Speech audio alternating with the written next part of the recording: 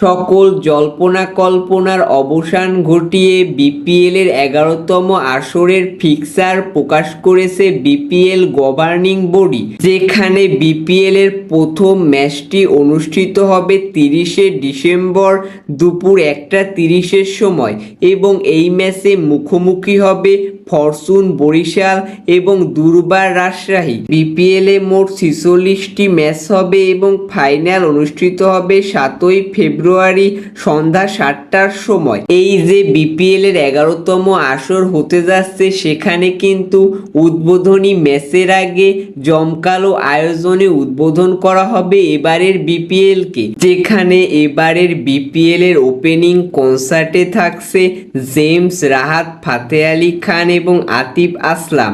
তো বোঝাই যাচ্ছে যে এবারের বিপিএলকে আনন্দ ঘন করতে কোনোই কমতি রাখছে না বিপিএল গভর্নিং বডি। তাছাড়া এবারের বিপিএলে কিন্তু প্রথমবারের মতো ফ্রিতে পানি দেওয়া হবে শহীদ মুগ্ধর স্মরণে। তো আশা করি যে এবারের বিপিএলটি অবশ্যই সকল বাংলাদেশি ক্রিকেট ফ্যানদের কাছে অনেক আনন্দের হবে।